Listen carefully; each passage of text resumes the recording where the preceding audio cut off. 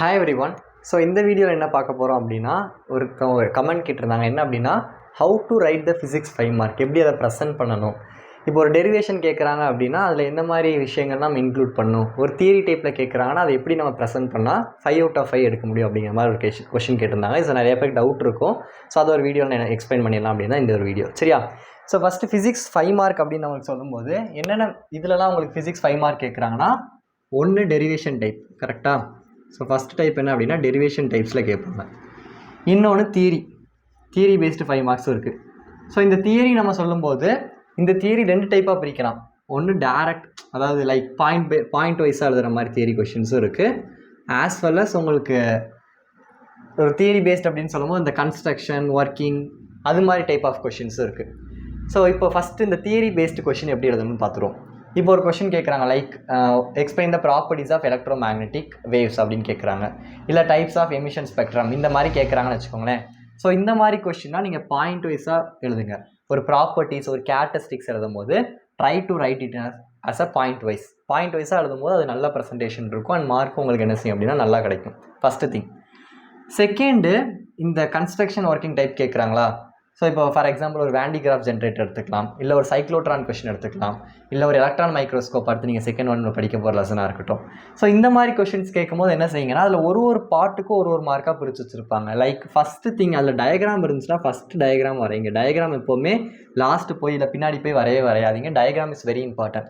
So first thing you have to draw is diagram. டயக்ராமுக்கு 1 mark இருக்கும் சரியா. Next அதில் ஏதாவது பிரின்சிபல் இருக்கான்னு பாருங்கள். இப்போ for example the principle of Van de Graaff generator is corona discharge or action electromagnetic induction or action at points இருக்குன்னு நினைக்கிறேன். ஸோ அந்த பிரின்சிபல் எழுதுகிற லைனுக்கு 1 மார்க். அந்த கீவேர்டு தான், பட் நீங்கள் லைன் எழுதுங்க. The principle behind the Van de Graaff generator அப்படின்னு எழுதி அந்த இதை எழுதினீங்கன்னா அதுக்கு 1 மார்க். ஸோ டயக்ராம் இருந்தால் கண்டிப்பாக இந்த டைப் ஆஃப் கொஷனுக்கு ஃபஸ்ட்டு டயக்ராம் தான் வரையணும். Next thing you have to draw is principle. Okay fine.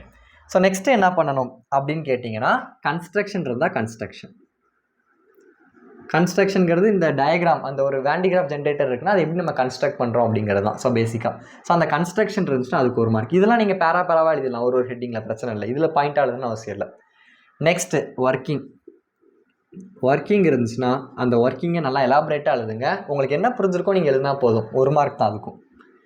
Next last, இப்போ வேண்டிகிராஃப் ஜென்ரேட்டர் மாதிரி கொஷின்ஸ்க்குலாம் அப்ளிகேஷன் இருக்கும். இப்போ சைக்ளோட்ரான் எடுத்திங்கன்னா அதுக்கு அப்ளிகேஷன் இருக்காது. ஸோ அப்போ அதை இந்த ஒர்க்கிங்லேயோ இல்லை அந்த ஃபார்முலா, அதுக்கு சைக்ளோட்ரானில் ஒரு ஃபார்முலா இருக்கும். ஸோ அதில் 1 மார்க் என்ன செஞ்சிருவாங்க, காம்ப்ரமைஸ் பண்ணிடுவாங்க. ஸோ அப்ளிகேஷன் இருந்துச்சுன்னா அதுக்கு 1 மார்க். ஸோ இந்த ஆர்டரில் தான் நீங்கள் என்ன செய்யணும் அப்படின்னா you have to right for this construction based question. First diagram இருக்கணும் அண்ட் டயக்ராமில் என்ன இருக்கணும், பார்ட்ஸ் மார்க் பண்ணியிருக்கணும். அதுவும் ரொம்ப இம்பார்ட்டன்ட். வெறும் டயக்ராம் மட்டும் போட்டுருக்கக்கூடாது. அண்ட் அந்த வேண்டிகிராஃபில் கரெக்டாக அந்த ஆரோ மார்க்லாம் கரெக்டாக இருக்கணும். அதை ஆப்போசிட்டில் போட்டிங்கன்னா கூட மார்க் போயிடும்.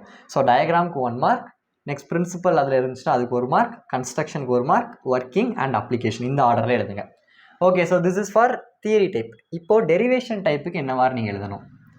ஃபார் எக்ஸாம்பிள் ஒரு கொஸ்டின் எடுத்துக்கலாம், like electric field due to dipole, ஒரு பெரிய டெரிவேஷன் இருக்கா, இல்லை electric field due to axial line எடுத்துப்போம். ஃபஸ்ட்டு திங் டெரிவேஷனை நீங்கள் என்ன பண்ணணும்னா டயக்ராம் தான். எந்த டைப் ஆஃப் கொஸ்டினாக இருந்தாலும் டயக்ராம் இருந்துச்சுன்னா ஃபஸ்ட்டு அதுக்கு தான் ப்ரிஃபரன்ஸ் கொடுக்கணும். ஸோ அந்த ஆக்சியல் லைன் இப்படி ஒரு டயக்ராம் போடுறோம்ல, ஸோ ஒரு ஆக்சியல் லைன் போட்டு எலக்ட்ரிக் ஃபீல்ட் அதுலேயும் கரெக்டாக டேரக்ஷன் இருக்கணும். எலக்ட்ரிக் ஃபீல்ட் எந்த டேரக்ஷனில் இருக்குது, டைபோல் ப்ளஸ் மைனஸ் சார்ஜ், அந்த டிஸ்டன்ஸ் கரெக்டாக போட்டிருக்கணும், ப்ளஸ் கியூ மைனஸ் கியூ போட்டிருக்கணும். ஸோ எல்லா விஷயங்களுமே டயக்ராமில் அக்யூரேட்டாக பார்ப்பாங்க. So diagram is very important. Diagram தான் உங்களுக்கு கீழே இருக்க டெரிவேஷனுக்கு ஹெல்ப் பண்ண போகுது. ஸோ அதனால் டயக்ராம் கரெக்டாக போட்டிங்கன்னா தான் டெரைவ் பண்ண முடியும். ஸோ டயக்ராமுக்கு 1 மார்க். அதே மாதிரி டயக்ராம் கண்டிப்பாக என்ன செஞ்சுருக்கணும், ஃபஸ்ட்டு நீங்கள் போட்டுக்கணும். கடைசியாக டயக்ராமை போட்டு ஃபஸ்ட்டு டெரிவேஷன் எழுதிங்கன்னா அப்போ நீங்கள் எப்படி படித்தானே அவங்களுக்கு தெரியும். அதாவது மேபி மக்கப் பண்ணி படிச்சிருக்கலாம் அப்படிங்கிற மாதிரி ஒரு இம்ப்ரெஷனை க்ரியேட் பண்ணிடும். So first diagram. Second thing, theory about the diagram. இந்த டயக்ராமில் இருக்க நீங்கள் புக்கில் இருக்க அப்படியே எக்ஸாக்ட் தியரி எழுதணும்னு நான் சொல்ல மாட்டேன். மேபி ஏதோ பிரின்சிபலோ இல்லை ஒரு லா மாதிரி எதுவும் இருந்துச்சுன்னா நீங்கள் அதை எழுதணும் அப்படியே எக்ஸாக்டாக. But mostly derivation type of question theory எல்லாமே இந்த டயக்ராமை பற்றி தான் சொல்லியிருக்கோம். இப்போ ஒரு ஆக்சியல் லைன்னா consider a dipole, these 2 charges are separated. இப்போ ரெண்டுக்கு நடுவில் ஒரு r டிஸ்டன்ஸ் இருக்குன்னா these 2 charges are separated by the distance r. The electric field is acting at the point C. So அதுக்கப்புறம் பார்த்தீங்கன்னா இல்லை டிங்கிற டிஸ்டன்ஸ் என்ன, இல்லை இது ஆங்கிள் ஃபார்ம் ஆச்சுன்னா அந்த ஆங்கிள் எங்கே ஃபார்ம் ஆகுது. ஸோ இது மாதிரி ஒரு பார்ட் அந்த டயக்ராமில் என்ன அப்படிங்கிறத நம்ம சொல்ல போகிறோம், வேறு எதுவும் இல்லை சொல்லலை. ஸோ டயக்ராமில் பேசிக்காக என்ன இருக்கோ அதை தான் நம்ம என்ன செய்ய போகிறோம், தியரி அபவுட் த டயக்ராம் எழுத போகிறோம். அதுக்கு 1 மார்க் என்ன செஞ்சுருப்பாங்க, வச்சுருப்பாங்க. இப்போ ஃபஸ்ட் டயக்ராம் எழுதிட்டோம், ப்ரொசீஜர் ரெடி. ஃபஸ்ட் டயக்ராம், அடுத்து தியரி அபவுட் த டயக்ராம் ஒரு 4 to 5 லைன்ஸ் இருந்தால் போது, ரொம்ப எழுதணும் கூட அவசியம் இல்லை. Next thing derivation. டெரிவேஷனும் அதாவது ஒரு பிளாங்காக சும்மா டெரைவ் பண்ணிகிட்டே சும்மா அப்படியே வெறும் டெரிவேஷன் பார்ட் மட்டும் இல்லாமல் நடுவில் சென்டென்சஸ் எழுத கற்றுக்கோங்க. அதுக்கு நீங்கள் படிக்கணும், புக்கில் இருக்கிறது அப்படியே மக்கப் பண்ணி எழுதணும் இல்லை. நடுவில் அந்த பொண்ணே மானே போனே தேனே பொன் மானே அது மாதிரி, சரியா, அது மாதிரி நீங்களும் என்ன செஞ்சுக்கணும், போட்டு ட்ரை டு கொஞ்சம் அதை நீங்களே என்ன செய்யுங்க, நிறையா இருக்க மாதிரி காமிச்சிக்கோங்க. அவ்வளோதான், வேறு ஒன்றுமே கிடையாது. பேசிக்காக நம்ம கரெக்டாக எல்லோரும் நமக்கு தெரியும் டெரிவேஷன் என்னங்கிறது. பட் நம்ம கொஞ்சம் நிறையா படிச்சிருக்கோம் அப்படிங்கிறத காமிக்கிறதுக்கு தான் அந்த தியரி நடுவில். ஃபார் எக்ஸாம்பிள் ஒரு ஃபார்முலா இருக்குன்னா, இப்போ ஒரு காஸ் 180 எடுக்கிறோம். The value of cos 180 is equal to -1 இப்படி எழுதிங்கன்னா ஓகே இவனுக்கு தெரிஞ்சிருக்கு அப்படிங்கிறது அவங்க திருத்தும் போது they will feel.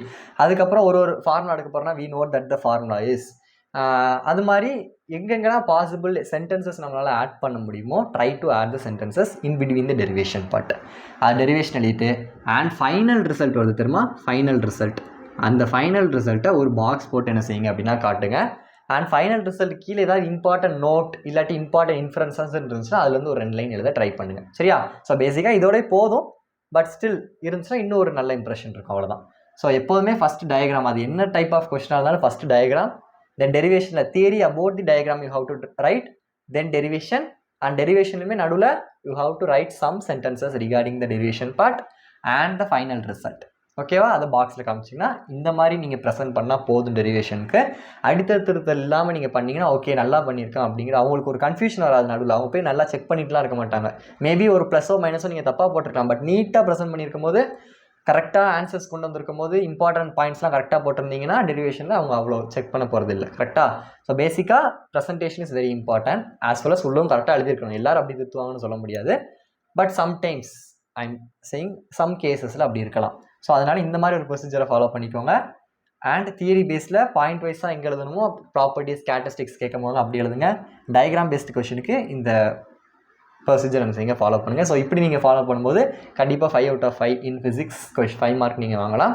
So next இது மாதிரி டவுட் இருக்குது அப்படின்னா கமெண்ட் பண்ணுங்கள். Will try to upload a video like this. Thank you.